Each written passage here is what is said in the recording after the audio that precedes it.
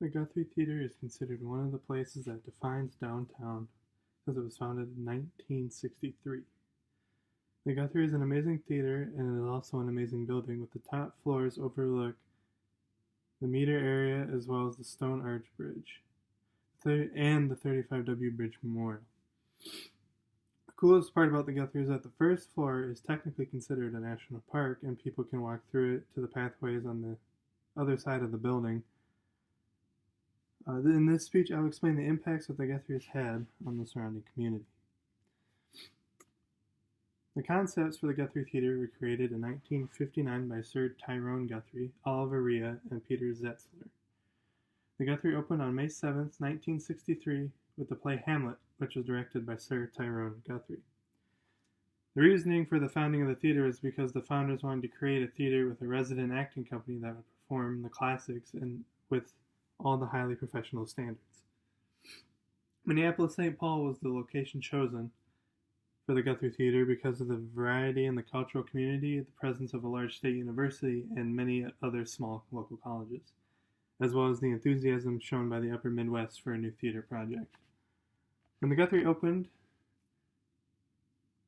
it opened with 22,000 season ticket holders, as well as $300,000 in advance sales for May through September season plays, for four seasonal plays. The Ford Foundation provided funds to offset operating losses for the first 6 years. The artistic director for the Guthrie from 1963 to 1966 was Sir Tyrone Guthrie himself. He returned to direct each year until 1969. Sir Tyrone Guthrie sadly died in 1971. Guthrie's 1968 production of The House of a Tourist brought the theater renewed honor and attention. The Guthrie became the first resident theater to undertake a national tour, taking plays such as The House of a Tourist, The Reasonable Rise of Arturo Uni, two theaters in New York and Los Angeles. In 1966, Guthrie's apprentice Doug Campbell took over as the artistic director. Unfortunately, Oliver Rhea, one of the managing directors, resigned in 1966, and Campbell sadly left in 1967, leaving Zetzler the sole managing director of the Guthrie Theatre. In 1969, the Guthrie began to face problems. They didn't really plan for the future, so they began to lose money. Their attendance fell sharply, and earnings at the box office lessened, and deficits began to accumulate.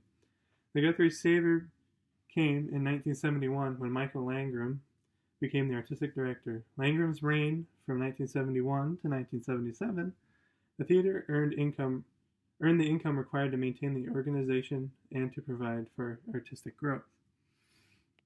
Since Langram's resigned, the board of directors for the Guthrie has been finding new and fantastic artistic directors to keep the productions going to help the Guthrie stay open and operational.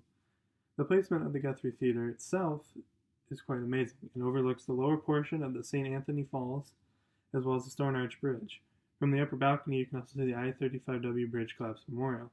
The first floor of the Guthrie is considered to be a part of the Mississippi National River and Recreation Area. The lobby on the first floor leads to different paths that you can walk on different paths to see different parts of the recreation area. The Guthrie doesn't have a negative or bad effect on the local community. The Guthrie actually engages the local community by offering programs for kids and adults to learn about the Guthrie. The Guthrie also has summer camps for kids who want to explore their skills as artists and creative thinkers. The cool thing about the summer camps is that the kids get to work with professional theater artists. The Guthrie is committed to building mutually beneficial relationships with diverse groups across the Twin Cities. They invest in local partners and collaborate with them to create relevant programs and events. The Guthrie Theatre also works with the Dakota and Abenaki people to honor their heritage, stewardship, relationship to Twin Cities. The theater collaborates with the Turtle Theater Collective, an indigenous direction to create accurate work for and about it with indigenous peoples.